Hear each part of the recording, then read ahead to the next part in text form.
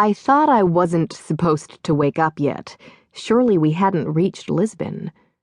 My broken sense of time and my helplessness were frustrating, and there seemed to be nothing I could do about being awake. I was supposed to be playing dead until after we arrived in Portugal, and I doubted that I was going to pass muster at customs if I was breathing. I slid my hands up, unable to push the box open, feeling an unfamiliar cloth and strapping holding me down as I brushed against my clothes. Or rather, not my clothes. I couldn't see in the dark, but I could tell by the feel that I wasn't wearing the jeans and sweater I'd had on when I laid down on the embalming table. I shuddered, thinking that someone had changed my clothes and strapped me to the base of the coffin. If that someone was Carlos, I was going to slap him numb, necromancer or not. I chided myself not to get hysterical over such a small point. It was probably Tova who'd managed it, making me look more corpse-like and appropriately dressed for my funeral as well as safely tied down. She'd cleaned up the rat bite on my leg as well, for which I was grateful, but not put any more at ease.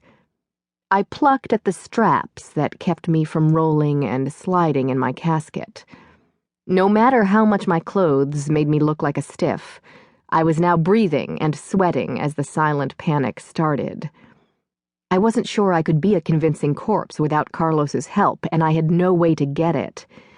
It didn't matter if he, too, was wide awake, since neither of us could slither out of our portable graves and have a cozy chat about the problem. Given the state of the world, with terrorism, epidemics, floods, and fires everywhere, and civil war in Syria and Turkey, as well as dozens of other problems leading to unrest and paranoia at home and internationally, if I made one ill-timed sound or rolled in the box as it was being moved, no one was going to simply pass the coffin on without taking a look inside first. That would be a disaster. I schooled myself to be still,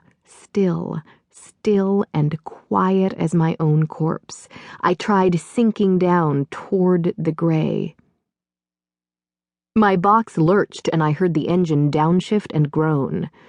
I couldn't concentrate in the jostling box and had to give up my dive for the gray.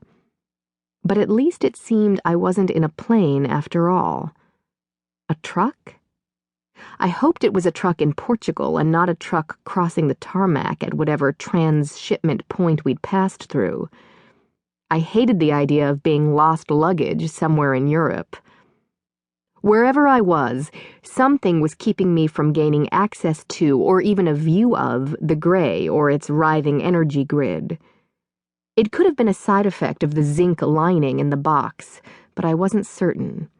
I knew steel and silver both had unusual properties in the gray, but I wasn't sure if magical interactions were universal to all metals. I would have bet that the problem had something to do with my being inside a metal box inside a metal truck, but there was no way to test the hypothesis at that moment. I wasn't all that interested in trying anyway.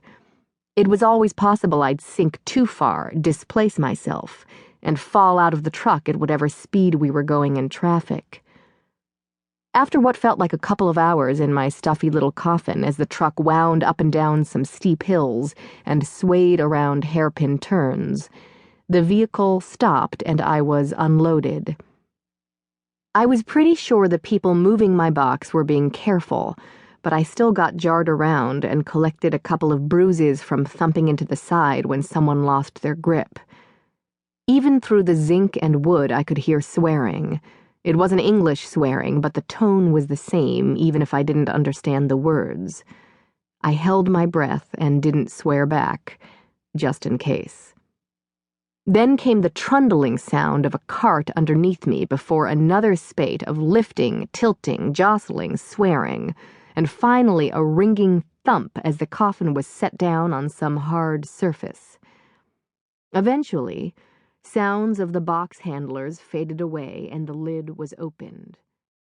The dimly lit room I'd been brought to